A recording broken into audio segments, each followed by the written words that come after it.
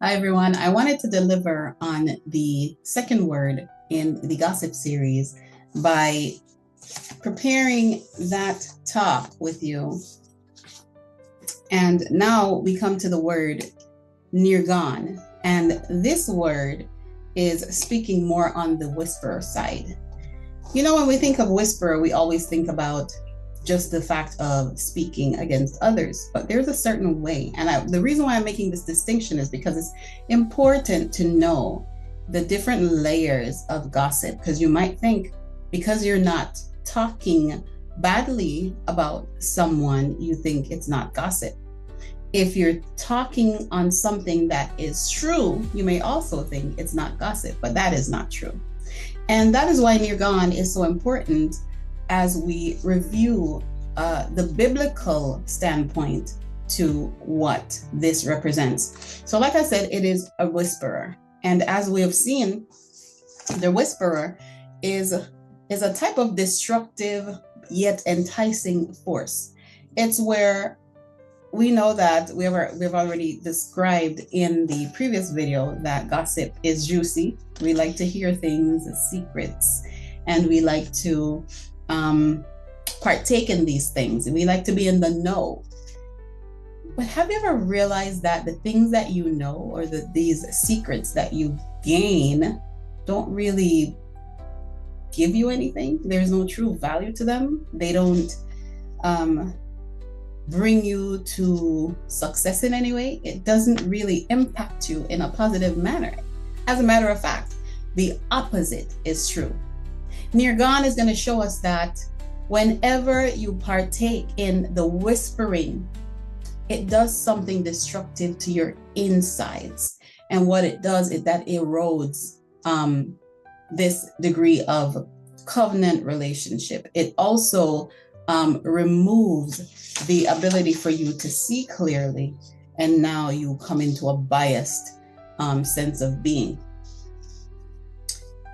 It is a form of compromise, because we do know that when these words enter into your ears, they also sink deep within your heart, and it affects change in the heart. So it's really a compromise that we're seeing. Maimonides says that gossip is going around telling others what another has done or said. He is really talking about near gone. This is the same concept that has been in play for ages. And now, what exactly is near gone? Let's look to the word. And we begin in the book of beginnings. We look at Genesis and enter the snake. And the snake is saying to Eve, did God truly say? Not that he was openly speaking evil of God in the beginning. His first question was, did God say? And we see where there's an insinuation in his tone. He comes to whisper. And this whisper is geared towards causing distrust between the first humans and God, the Creator. And as we look at that, then as they continue to listen, we see where he moves to a second phase where he says, for God knows that if. There's a progression, a revelation that comes, a revelation in the intent that comes as you continue to listen, at which point you cut it off. If you continue beyond that point, you see where you fall now into a corruption. Something within you changes and you get another mind. Because we see further down where Eve says she saw that the tree was good for food. There is something that corrupts you and gives you another mind towards that which was not necessarily bad to begin with. The tree of the knowledge of good and evil is not inherently bad, because God did create the tree for his purpose, though it was not revealed. So now the whisperer comes to give you a different view upon which is not inherently bad. It's just not revealed. And you see now the effects of Nirgan. It is telling you that this type of gossip is where you backbite and you subvert, and where you come into murmuring. Yes, murmuring. When you refuse to address issues up front, but you now, behind the person's back, now you want to complain and to challenge. This is Nirgan. Now, you may not be slandering a person, and you might say to yourself, I'm not in gossip, but are you actually gossiping? Because gossip is not so much just about slander, which is speaking falsely about an individual. What if what you're saying is true, but the intent is corrupted, as we saw in the garden? He's saying, God knows that you will be. He didn't lie, he twisted. He did, where what he did was suppress the fullness of what it does, because we do have to remember that the serpent that's in the garden, he is referred to as a cherub in another part of the Bible. This is knowledge that was forbidden. And you see where it was forbidden because it was not for him to share, because God said, thou shalt not. But now you came into the place where you're sharing that knowledge, and they made the trade. And here we are today in sin. Nirgan seeks to change your view of another. Nirgan seeks to corrupt, because once you start murmuring and backbiting, then we see where you're beginning the rotting process. It is enticing, like I said before, but it's also whispering. I want to show you in scripture really briefly what Nirgan does. We're going to go to 1 Samuel. We're going to go to 1 Samuel 24. And this is where David and Saul come into some type of agreement. After Saul have been pursuing David for some time, we see where they come to an agreement. And I'll read it to you. 1 Samuel 24 verse 1, it says, David hid in a cave, spareth Saul. This is the Geneva version. If it sounds funny, that's why. David hid in a cave and spareth Saul. This is where he cut his robe off and said, look, master, I have nothing against you. He showeth to Saul his innocency.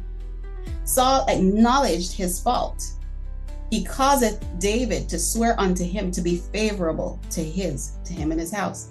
And David thence went and dwelt in the holes at En-gedi. When Saul turned from the Philistines, they told him, behold, David is in the wilderness of En-gedi. Then Saul took 3,000 chosen men out of Israel and went to seek David and his men upon the rocks among the wild goats. I want you to see how Nirgan is also about speaking of what was said and what was done by another to another. What would be the motivation for you to track and to report on another individual, if not for your own benefit?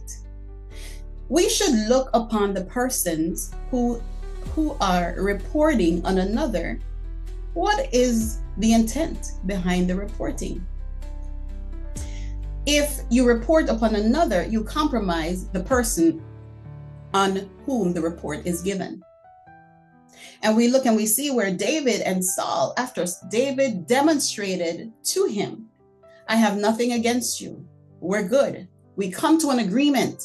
But then they, which happened to be his household, it's a very interesting narrative. You should read it. These persons who reported was actually David's own blood relatives. So they gave the report to Saul, and Saul left their commitment to each other, their covenant behind. He left it because they did come to an agreement. And he said, you know, he caused David to swear about him and his family that no harm would come to them. And he acknowledged his fault. So here we're seeing where he coming into an acknowledgement of his wrongdoing. But then the report came and it gave him another mind to really renege on his agreement and pursue David the innocent. Nirgan is always pointing to the attack of the innocent. We have to be careful to be able to spot Nirgan. We have to be able to spot the reason behind the complaint, the reason behind the report, the reason behind the murmur. Look at the backstabbing. I want you to look on whenever these things present and see what the real and true intent is. I will read 2 more scriptures and then I'm done with Nirgan because it's very concise and it's very powerful and it's very plain. Proverbs 16:28, it says, a froward man soweth strife and a whisperer separated chief friends, which we just demonstrated, even though they weren't friends in the capacity of how we understand it now. Once you make an agreement and come to a compromise or a covenant, because whenever you come into agreement, you're coming into a covenant, then we are friends, we're safe for each other. And we're seeing where Proverbs 16:28 played out in this narrative.